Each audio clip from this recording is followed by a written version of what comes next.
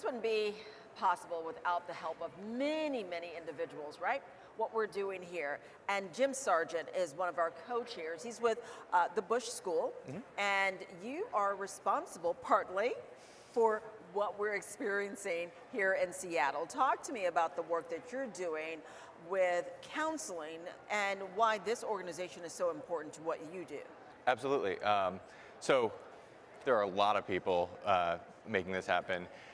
Most critically, the vendors, the attendees, the people who showed up, the people who wanted to get back together in person. I'm serving as co-chair of the local advisory committee. It's a team of 13 counselors from colleges and universities, high schools, CBOs, independent educational consultants, and really our role has been to welcome over 3,000 people back to Seattle. It was the first major event here in the city since March of 2020. And that's a big deal. I mean, just Yeah. pause for that for a moment. That's a big deal. You're on the heels of this pandemic. And this is where it all started, basically, here in Seattle. And it spread. But now you're here and people are face to face. Did you ever think we'd be in this space?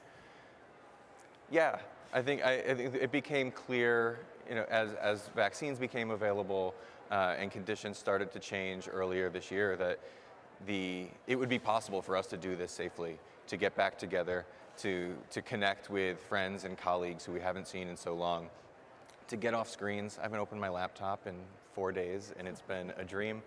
And to learn from each other in the way that makes these events so critical to the work that we do with students.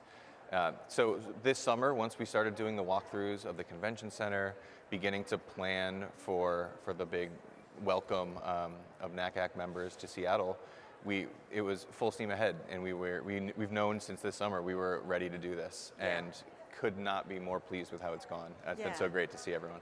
It has been a great conference, and so for you in particular as the co-chair, leading change is the theme. What are you taking back from this conference to lead change continuing in the counseling area?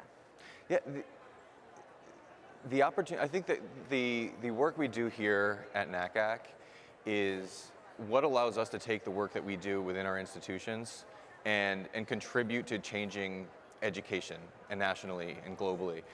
We all do work for our institutions, for our students at those schools that is so extraordinarily important. But you don't fundamentally change the landscape of education until you get together with people from other institutions and compare notes and talk about trends and share ideas. One thing that I've enjoyed sharing with colleagues this year, when the pandemic really began to unfold early in 2020, and we recognized at Bush the health risk on top of the inequity of students going to take standardized tests, we made the choice at Bush to limit our visitors, the college admissions representatives who would come visit us. We limited that to schools that had adopted test optional and test free admissions policies.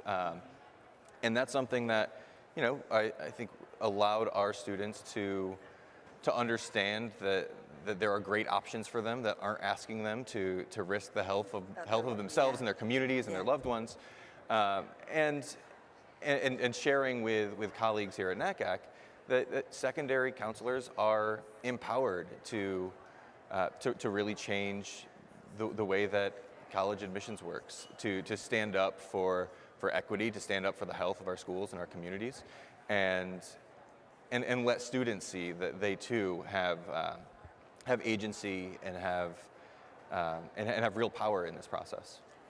This could not happen without empowering others, and so we just appreciate the work and dedication and commitment that you have to education. Thank you so much. Thank you, Cecily. Absolutely.